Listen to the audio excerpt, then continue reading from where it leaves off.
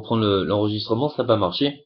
Donc je disais de nouvelles pensées et de nouvelles gestions pour arriver toujours à de nouvelles réalisations. Maintenant, il y a quelque chose qu'on ne peut pas prévoir. Je parlais tout à l'heure, puisque ça n'a pas marché, donc je vais recommencer.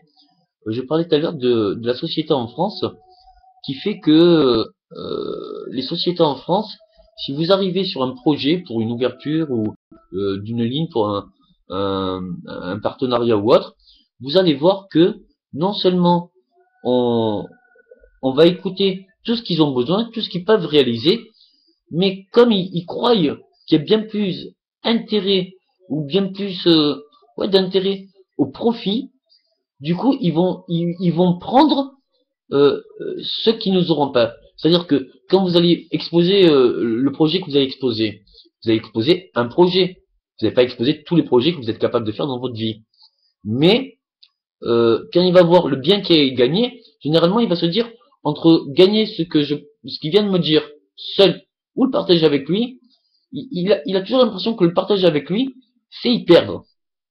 Vous savez que vous lui proposez un sujet et vous lui exposez pas tous les projets dans tous les domaines que vous êtes capable de réaliser. Donc en fait, il entend un projet, il pense pouvoir en faire profit, mais il se vole de tous les autres projets qu'il n'a pas entendus. Donc c'est pour ça que le profit n'a pas d'expansion. Maintenant, on ne peut pas imaginer qu'est-ce que la personne va ressentir quand elle va recevoir, et si elle juste sans même faire de financement ou autre, si elle-même elle dit ce qu'elle a ressenti, ce qu'elle a pu réaliser et ce qu'elle a constaté, du coup ça va pouvoir donner à celui qui l'a donné respect de lui avoir donné, et après reconnaissance, et surtout de l'interprétation de l'idée va pouvoir l'inspirer sur une nouvelle idée. Donc c'est un échange de bons procédés mais productifs sur un intérêt commun. On ne peut pas savoir parce que si vous me donnez quelque chose, vous savez ce que vous me donnez, le bonheur que vous avez, tout ce qu'il en est, mais vous n'avez pas mon expérience et ce que je connais et ce que j'aime. Donc moi, quand je vois votre produit fini, j'ai mon expérience, c'est-à-dire que je vois tout à fait de ce produit fini comment je peux l'exposer.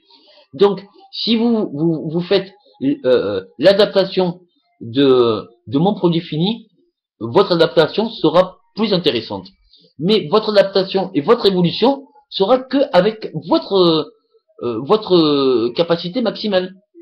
Donc du coup, si votre résultat, vous me le permettez de me le refaire conscience, du coup, moi, ça va m'inspirer sur tout ce que je pourrais encore être complémentaire.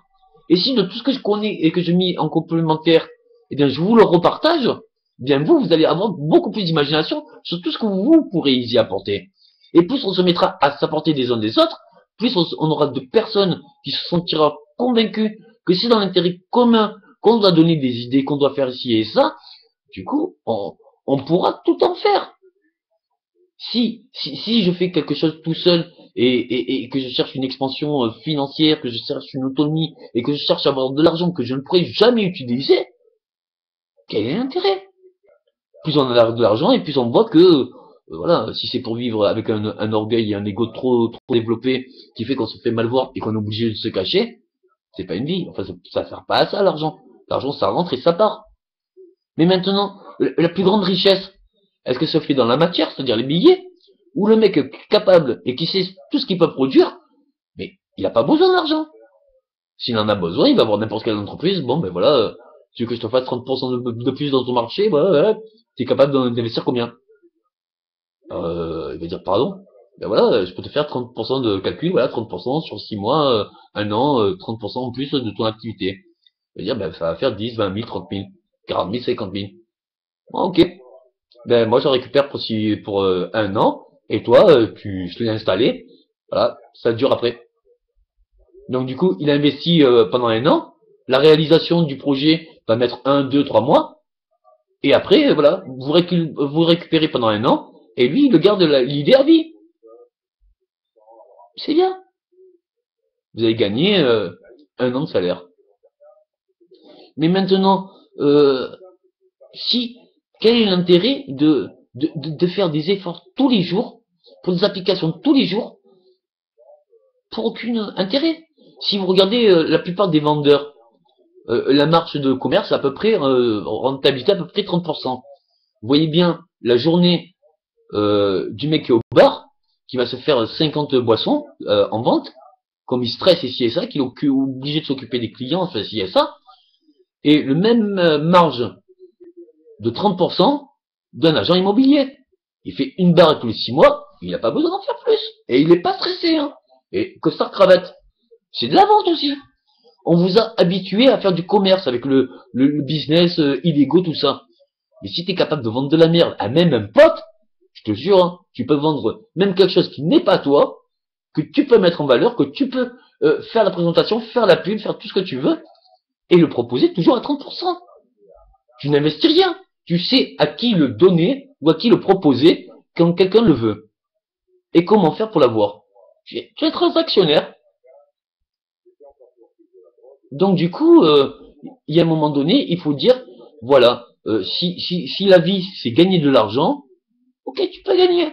Mais pense comment gagner beaucoup d'argent. Et en faisant moins. Tu vas pas être prisonnier d'une situation. J'ai voulu une famille ici et ça, ouais, ouais. Et j'ai jamais voulu être prisonnier de ma baraque ou de ma famille ou non. Et si elle part aussi au ça, ben il faut à un moment donné, je vais pas la garder de la force, quoi. Parce que je la garderai. Le fait qu'ils embrouillent à l'intérieur de la maison et si et ça, et des pressions, ce serait encore moins agréable que même en étant la tristesse d'être seul ou le besoin d'être avec mon enfant. À un moment donné, il faut faire le compromis pour les deux. Il faut comprendre ce qu'on a y gagner et ce qu'on a y perdre et faire le juste milieu, l'équilibre. Donc pour tous les sujets, c'est à peu près pareil. Hein. Plus vous verrez ce qui coûte cher, ce qui a de la valeur, plus vous en ferez la présentation, plus vous en ferez la publication, et plus vous ferez tout ce que vous voulez. Si on demande, je sais pas moi, 1 million, vous le proposez à 1 200 000 ou 1 300 000 pour garder les 30%. Vous voyez bien que quand vous le proposez à 1 300 000, au moment où on vous le demande, bon ben voilà, il y a 300 000 de comment ça s'appelle, d'acompte pour pouvoir le garantir.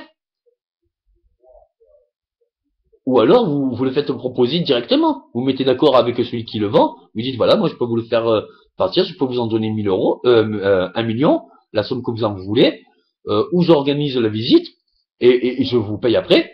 Ou alors vous êtes présent mais vous me mettez en retrait, je vous donne ce que vous avez besoin. Moi c'est moi qui vous le vends. Vous en avez votre argent, j'en ai mon argent. C'est l'offre et la demande. Vous êtes gagnant, je suis gagnant. Pourquoi ne pas faire?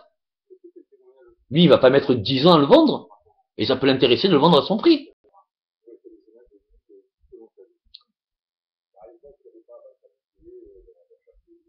Finalement, il est intéressant de voir ces nouvelles perceptions qui peuvent aider. Allez.